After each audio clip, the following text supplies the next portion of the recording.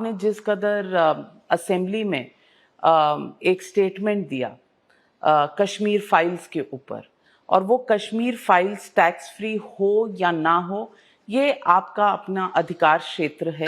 इस पर शायद किसी को कोई आपत्ति नहीं हो सकती अगर आप कोई भी व्यू लें इस पे, लेकिन ऐसा बीजेपी का कहना, ऐसे कई लोगों का कहना है कि जिस तरह से आपने कहा इस मुद्दे के बारे में वो इनसेंसिटिव था, और आपके पार्टी के जो ट्विटर हैंडल में जिस तरह इसको कहा गया कि ये झूठी कहानी है, उससे लोगों को ठेस पहुंची है, खास करके कश्मीरी पंडितों को, कश्मीरी हिंदुओं को। लोग कहते हैं कि क्या ये सच नहीं है कि उनका पलायन हुआ? नहीं, ये इसको गलत तरीके से प्रेजेंट किया। कश्मीरी हिंदुओं के साथ बहुत बड़ा अन्याय हुआ, वो बहुत बड़ी त्रासदी थी। कई लोगों की जानें गईं, कई लोगों को अपने घर छोड़ के जाना पड़ा। उसके बाद से आज तक 30 साल हो गए, लगभग 30-32 साल हो गए। इन 30-32 सालों में 5 साल वाजपेयी जी की सरकार रही बीजेपी की, 8 साल अभी केंद्र में पिछले 8 साल से बीजेपी की सरकार है। एक सेंसिटिव सरकार की ये जिम्मेदारी होनी चाहिए थी कि उस अन्याय को, जो लोग उस अन्याय से पीड़ित हैं, उन लोगों को न्याय दिलवाया जाता। जितने लोग कश्मीर छोड़ने के लिए बाध्य हुए थे उस टाइम, उनके पुनर्वास की व्यवस्था की जाती, उनको वहाँ पे ज़मीनों का इंतजाम करके या उनके जो भी है उनके उसके ऊपर पॉलिसी बनाई जाती और उस पॉलिसी के तहत एक अच्छे तरीके से उनको वापस पुनर्वास किया जाता। वो नहीं किया गया। 8 साल केंद्र में सरकार चलाने के बाद वो एक फिल्म का प्रमोशन कर रहे हैं बीजेपी वाले। मैं केवल ये कहने की कोशिश कर रहा था। मैं आपको एक उदाहरण देता हूँ। कश्मीर से जब पलायन हुआ, दिल्ली में भी आए कुछ लोग, उनमें से 233 लोग, 233 के करीब ही है शायद, एग्जैक्ट फिगर मुझे नहीं, 233 लोग दिल्ली सरकार में कॉन्ट्रैक्ट टीचर बन गए, कच्चे टीचर बन गए 1993 में। तब से लेके आज तक दिल्ली में बीजेपी की भी सरकार आई, दिल्ली में कांग्रेस की भी सरकार आई, उन्होंने उनके लिए कुछ नहीं किया। हमारी जब सरकार आई, मैंने उन 233 टीचर्स को पक्का किया। ये आपको तो नहीं पता, ये तो किसी को भी नहीं पता। हमने कर दिया, हमने उनका काम कर दिया। उन 233 टीचर्स को हमने पक्का किया और रेट्रोस्पेक्टिव इफेक्ट से किया। पुराना सारा उनका ड्यूज 1993 से उनको पक्का किया रेट्रोस्पेक्टिव इफेक्ट से।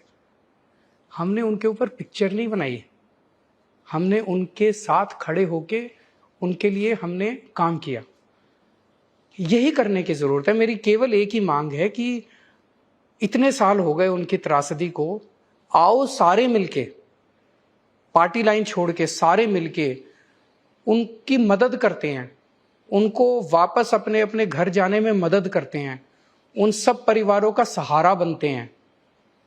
उनके ऊपर पिक्चर बना के करोड़ों रुपए कमाना मुझे तो ठीक नहीं लगता। अगर किसी को ठीक लगता हो तो मैं कह नहीं सकता। केजरीवाल जी, 233 लोगों की आपने बात कही, 7 लाख लोगों का पलायन हुआ था, तो 233 को आपने नौकरी दी, पक्का किया, बहुत अच्छा किया। लेकिन अगर आप सोशल मीडिया पे जाएं तो जिस तरह से शायद आप हंसे, आपके पीछे के लोग हंसे, उसके मीम्स चल रहे हैं। वो तो बीजेपी कर रही है। हम कश्मीरी पंडितों पे थोड़ी हंसे, हम बीजेपी पे हंस रहे थे कि 8 साल सरकार चलाने के बाद बीजेपी अब अगर किसी पिक्चर के पोस्टर लगाती घूम रही है और पिक्चर का प्रमोशन कर रही है, ये इट्स वेरी इनसेंसिटिव। वो इनसेंसिटिव नहीं है, इट्स वेरी इनसेंसिटिव। 8 साल के बाद, मतलब चलो भूल जाओ पुराना जो हुआ। आज से क्या हम सब लोग मिलके एक संकल्प ले सकते हैं कि हम इनके लिए काम करेंगे? हम केंद्र सरकार के साथ मिलके इस पे काम करने को तैयार हैं। क्या हम सारे मिलके संकल्प ले सकते हैं? इस पे राजनीति करना बंद कर दिया जाए, अब कोई राजनीति ना करे। मैं सिर्फ इसलिए ये मुद्दा उठा रही हूँ क्योंकि आप टैक्स फ्री करें या ना करें, या आपके अधिकार क्षेत्र में, लेकिन लोग कंपैरिजन कर रहे हैं कि आपने सांड की आंख टैक्स फ्री कर दी, आपने नील बटे सन्नाटा टैक्स फ्री कर दी, आपने 83 टैक्स फ्री कर दी। बीजेपी के लिए कश्मीर फाइल्स इंपॉर्टेंट हो सकती है, मेरे लिए कश्मीरी पंडित इंपॉर्टेंट है। ये क्या कंपैरिजंस हैं जो बीजेपी कर रही है? मीम्स बना रही है, वीडियो बना रही है, यही तो राजनीति है। किसी की त्रासदी के ऊपर अगर आप इतनी गंदी राजनीति कर रहे हैं, आप उनकी फिल्म बना के करोड़ों रुपए कमा रहे हैं, ये अच्छी बात नहीं है। मैं तो इसके से सहमत नहीं हूँ। आज आपने 233 के मेरे हाथ में उतना ही था।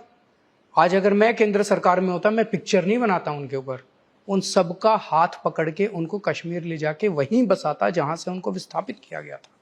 उनके अंदर एक कॉन्फिडेंस देता कि देश आपके साथ खड़ा है।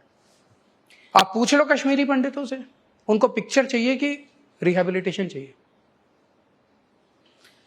Kejriwal ji, India against corruption के दौर में अनुपम खेर जी, जिन्होंने एक लीड रोल प्ले किया है इस फिल्म में, वो आपके साथ और इंडिया अगेंस्ट करप्शन के साथ जुड़े थे। मैंने उनसे भी इंटरव्यू किया 2 दिन पहले, और उन्होंने कहा कि आपके टैक्स फ्री या करने या ना करने से उन्हें कोई खास दिक्कत नहीं है, लेकिन वो पर्सनल लेवल पर हर्ट हुए जिस तरह से इस इशू को हैंडल किया गया। आपको लगता है आज आप उनसे कुछ कहना चाहेंगे? नहीं, मैं किसी को कुछ नहीं कहना। मेरी सहानुभूति उन लोगों से है जो लोग विस्थापित हुए थे और जिनको 30-32 साल के बाद भी न्याय नहीं मिला। 30-32 साल के बाद उनको एक पिक्चर मिली, ये गलत है। मेरा आज फिर से, अभी तक इस पे राजनीति हुई, मेरी सबसे हाथ जोड़ के विनती है कि राजनीति बंद करो। आइए सब लोग मिलके, सभी पार्टियां मिलके, सभी सरकारें मिलके उनका रिहैबिलिटेशन करते हैं। खबरों के पीछे की खबर को दिखाते हैं हम, आपकी आवाज को मुद्दा बनाते हैं। टाइम्स नाउ नव भारत को यूट्यूब पर लाइव देखिए, चैनल को सब्सक्राइब जरूर कीजिए और हां, बेल आइकन दबाना मत भूलिएगा।